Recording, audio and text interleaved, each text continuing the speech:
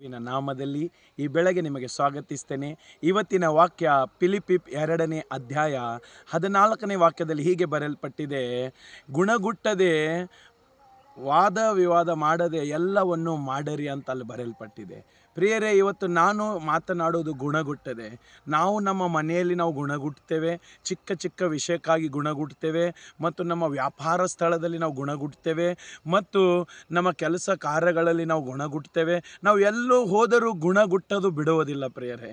ಮತ್ತು ನಾವು ದೇವರ ಬಳಿಗೆ ಹೋದರೆ ದೇವರು ನನ್ನ ಪ್ರಾರ್ಥನೆ ಕೇಳ್ತಾ ಇಲ್ಲ, ನಾನು ಇಷ್ಟು ಬೈಬಲ್ ಓದ್ತಾ ಇದ್ದೀನಿ, ಇಷ್ಟು ಸೇವೆ ಮಾಡ್ತಾ ಇದ್ದೀನಿ, ಏನು ಮಾಡಿದ್ರು ಭೀ ನಾವು ಗುಟ್ಟೋದು ಬಿಡುವುದಿಲ್ಲ. ಅದಕ್ಕೆ ದೇವರು ಹೇಳ್ತಾ ಇದ್ದಾನೆ, ನೀನು ಗುಣಗುಟ್ಟಬೇಡ. ಅಂದರೆ ನೀನು ನಿನ್ನ ನಾಯಕರ ಮೇಲೆ ಗುಣಗುಟ್ಟಬೇಡ, ಮತ್ತು ನಿನ್ನ ತಂದೆ ತಾಯಿ ಮೇಲೆ ಗುಣಗುಟ್ಟಬೇಡ, ನಿನ್ನ ಸೇವೆ ವಿಷಯದಲ್ಲಿ ಯಾವ ವಿಷಯದಲ್ಲಿ ನೀನು ಗುಣಗುಟ್ಟಬೇಡ. ಯಾವಾಗ ನಾವು ಗುಣಗುಟ್ತೇವೆ ನೋಡ್ರಿ, ನಮ್ಮ ಅದ್ಭುತ ನಾವೇ ನಿಂದಿರಿಸುತ್ತೇವೆ. ಅದಕ್ಕೆ ಯೇಸು ಹೇಳ್ತಾ ಇದ್ದಾನೆ, ನೀನು ಯಾವ ವಿಷಯದಲ್ಲಿ ಗುಣಗುಟ್ಟಬೇಡ. ಅದು ಚಿಕ್ಕ ಚಿಕ್ಕ ವಿಷಯಕ್ಕಾಗಲಿ ದೊಡ್ಡ ವಿಷಯಕ್ಕಾಗಲಿ ನೀನು ದೇವರ ಹತ್ತಿರ ಪ್ರತಿದಿನ ಬರ್ತಾ ಇದೆಯೇನು, ಮತ್ತು ಪ್ರಾರ್ಥನೆ ದೇವರು ನಿನ್ನ ಕೇಳ್ತಾ ಇದ್ದಾನೆ, ಆದರೆ ನಿನ್ನ ಮನಸ್ಸಿಗೆ ಅನ್ನಿಸ್ತಾ ಇದೆ, ನನ್ನ ದೇವರು ನನ್ನ ಪ್ರಾರ್ಥನೆ ಕೇಳ್ತಾ ಇಲ್ಲ, ನಾನು ಎಷ್ಟು ಪ್ರಾರ್ಥನೆ ಮಾಡಬೇಕು, ಎಷ್ಟು ಉಪವಾಸ ಮಾಡಬೇಕು, ಎಷ್ಟು ಸೇವೆ ಮಾಡಬೇಕು, ನಾನು ಎಷ್ಟು ಮಾಡಿದರೂ ದೇವರು ನನ್ನ ಕೇಳ್ತಾ ಇಲ್ಲ ಅಂತ ನೀನು ಪ್ರತಿದಿನ ಗುಣಗುಟ್ತಾ ಇದ್ದಿರಬಹುದು. ಗುಣಗುಟ್ಟಬೇಡ್ರಿ.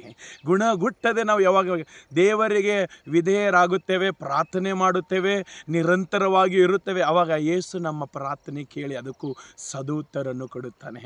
ಮತ್ತು ಗುಣಗುಟ್ಟದೆ ಮತ್ತು ಎಲ್ಲವನ್ನು ಮಾಡ್ರಿ ಅಂತ ಬೈಬಲ್ ಹೇಳ್ತದೆ. ಗುಣಗುಟ್ಟದೆ ಬಿಡಬೇಕು ಪ್ರಿಯರೇ. ನಮ್ಮ ಮನೆಯಲ್ಲಿ ನಾವು ಚಿಕ್ಕ ಚಿಕ್ಕ ವಿಷಯದಲ್ಲಿ ಗುಣಗುಟ್ಟದೆ ಬಿಡಬೇಕು. ನಮ್ಮ ವ್ಯಾಪಾರದ ಸ್ಥಳದಲ್ಲಿ ನನಗೆ ಅದು ಇಲ್ಲ, ಇದು ಇಲ್ಲ, ನನಗೆ ಇದು ಕೊರತೆ ಇದೆ, ಅರ್ಧ ಕೊರತೆ ಇದೆ, ನನಗೆ ಅದಕ್ಕೆ ಬೇಕು, ಇದು ಬೇಕು, ಅದು ಹಣ ಇಲ್ಲ, ನನಗೆ ಇದು ಹಣ ಇಲ್ಲ ಅಂತ ಪ್ರತಿದಿನ ನಾವು ಗುಣಗುಟ್ತೇವೆ ನೋಡ್ರಿ. ಈ ಗುಣಗುಟ್ಟುವಿಕೆ ಅದು ಶೈತಾನ ಕಡೆಯಿಂದ ಬಂದಿದೆ. ಯಾವಾಗ ನಾವು ಗುಣಗುಟ್ಟುತ್ತೇವೆ ನೋಡ್ರಿ, ನಮ್ಮ ಜೀವಿತ ಒಂದು ಭಯದ ವಾತಾವರಣದಲ್ಲಿ ಹೋಗುತ್ತದೆ, ಮತ್ತು ನಮ್ಮ ಜೀವಿತ ಅನೇಕ ಚಿಂತೆಯಲ್ಲಿ ಗೊಂದಲಗಳಲ್ಲಿ ಬೀಳುತ್ತದೆ.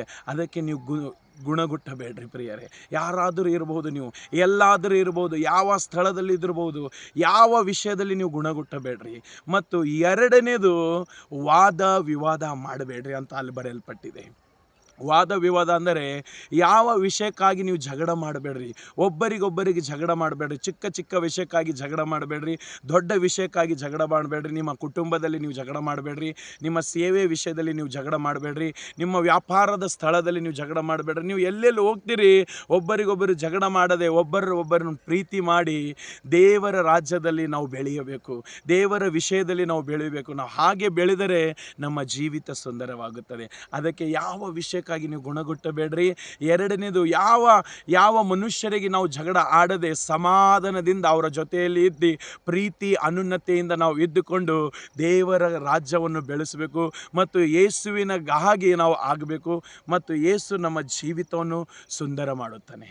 ಈ ಎರಡು ನಮ್ಮ ಜೀವಿತದಲ್ಲಿ ನಾವು ಇದು ತೆಗೆದರೆ ನಮ್ಮ ಜೀವಿತ ಸುಂದರವಾಗುತ್ತದೆ. ಒಂದು, ನಾವು ಯಾವ ವಿಷಯಕ್ಕಾಗಿ ಗುಣಗುಟ್ಟಬೇಡ್ದು, ದೇವರಿಗೆ ಗುಣಗುಟ್ಟಬೇಡ್ದು, ಮತ್ತು ನಮ್ಮ ನಾಯಕರಿಗೆ ನಾವು ಗುಣಗುಟ್ಟಬೇಡ್ದು, ಮತ್ತು ನಮ್ಮ ತಂದೆ ತಾಯಿಗಳನ್ನು ನಾವು ಗುಣಗುಟ್ಟಬೇಡ್ದು. ಯಾವ ವಿಷಯದಲ್ಲಿ ನಾವು ಗುಣಗುಟ್ಟದೆ ನಾವು ಮುಂದಕ್ಕೆ ಹೋಗಬೇಕು. ಎಲ್ಲವನ್ನು ಮಾಡ್ರಿ ಅಂತ ಅಲ್ಲಿ ಮೂರನೇದು, ಎಲ್ಲವನ್ನು ನಾವು ಮಾಡಬೇಕು. ಗುಣಗುಟ್ಟದೆ ವಾದ ವಿವಾದ ಇಲ್ಲದೆ ನಾವು ಎಲ್ಲವನ್ನು ಯಾವಾಗ ಮಾಡುತ್ತೇವೆ, ಪ್ರೀತಿಯಿಂದ ಯಾವಾಗ ಮಾಡುತ್ತೇವೆ, ದೇವರು ನಮ್ಮನ್ನು ಆಶೀರ್ವಾದ ಮಾಡುತ್ತಾನೆ, ನಮ್ಮ ಕುಟುಂಬ ಆಶೀರ್ವಾದ ಮಾಡುತ್ತಾನೆ, ನಮ್ಮ ಸೇವೆ ಕೆಲಸ ಕಾರ್ಯಗಳನ್ನು ಯೇಸು ಆಶೀರ್ವಾದ ಮಾಡುತ್ತಾನೆ ಪ್ರಿಯರೇ. ಮತ್ತು ನಮ್ಮ ಎಲ್ಲ ಸ್ಥಳದಲ್ಲಿ ನಾವು ಉನ್ನತ ಸ್ಥಾನಕ್ಕೆ ಹೋಗುತ್ತೇವೆ. ಅದಕ್ಕೆ ಈ ವಾಕ್ಯ ನಿಮ್ಮನ್ನು ನಿಮ್ಮ ಕುಟುಂಬವನ್ನು ಆಶೀರ್ವಾದ ಮಾಡಲಿ. ಆಮೀನ್.